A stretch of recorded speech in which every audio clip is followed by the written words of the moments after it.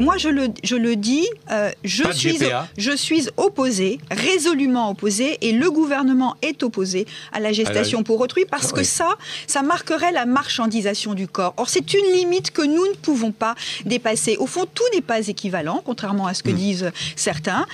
Il n'y a pas de droit à l'enfant par tous les moyens, et la gestation pour autrui, c'est au fond la transformation du corps de la femme en un objet marchand. Et ça, il y aura bien avant la fin de l'année un projet de loi de famille qui comprendra aussi des dispositions sur la PMA, une fois que le comité national consultatif d'éthique se sera prononcé. Donc il n'y a pas besoin d'avoir une approche passionnée de cette question, il faut avoir une approche raisonnée, sérieuse, aller au fond des choses, et c'est ce que le gouvernement souhaite faire, en confiance avec le Parlement, mais aussi après que le comité consultatif national d'éthique ait pu aborder cette question au fond et donner son avis.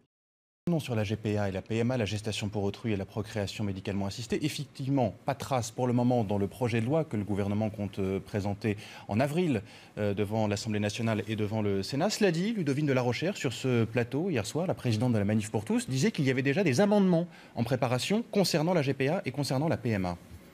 Mais je crois que celle qui a la voix qui devrait le plus rassurer tous ces manifestants, c'est quand même la ministre de la Famille qui est en charge du projet de loi sur la famille qui va être présenté bientôt au Parlement. Dominique Bertinotti a eu l'occasion de dire et de redire que ni la gestation pour autrui, ni la PMA, dont nous avons confié la réflexion au Conseil national d'éthique, comme vous le savez. Donc c'est le Conseil national d'éthique qui nous dira. Donc aucun de ces deux sujets ne figure dans son texte. Donc vous voyez bien qu'il s'agit... Mais dans des amendements, c'est possible, déposés par des députés socialistes Mais à ma connaissance, il n'y a pas d'amendement. Donc vous voyez, ce sont des interrogations hypothétiques qui se basent sur le fantasme, sur la peur, pour mobiliser des gens. Mais il faut que les Français sachent ce qui est dans les textes, ce qui n'y est pas. Nous faisons la plus grande clarté, la plus grande transparence sur nos actions en la matière. Et donc non, il n'est aucunement question de la gestation pour autrui. Le président de la République lui-même a eu l'occasion de dire qu'il s'y est opposé parce que ça a entraîné des risques trop importants d'instrumentalisation et de marchandisation du corps des femmes. Et puis la procréation médicalement assistée, je l'ai redit, c'est au Conseil national d'éthique de se pencher sur ce sujet, qui est un sujet lourd, qui mérite la réflexion de façon posée, sereine. Donc aucun sujet à l'ordre du jour. Il n'y aura pas dans la loi famille de PMA ou de GPA, et le gouvernement s'opposera aux amendements sur ce sujet-là. La manifestation de hier se fait sur des bases, des peurs qui n'ont pas lieu d'être.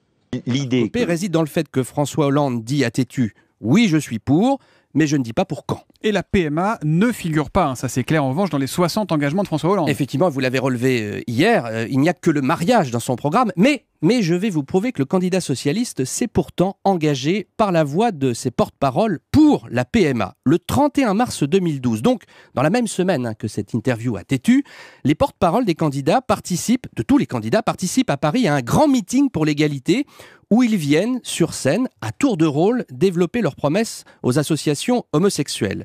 La porte-parole de François Hollande s'appelle Najat Vallaud-Belkacem. Écoutez ce qu'elle dit, elle est très claire. Ouvrir l'assistance médicale à la procréation, je le disais tout à l'heure, avec donneur anonyme, à tous les couples, sans discrimination.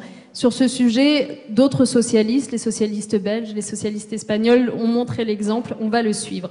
Quand est-ce qu'on engage ces réformes ? Enfin, on les engage dès qu'on est élu, si on est élu. Voilà, alors à l'applaudimètre, vous imaginez, la porte-parole de François Hollande a fait un tabac, alors que d'autres ont été sifflés, mais ça c'était avant le feuilleton de la loi famille.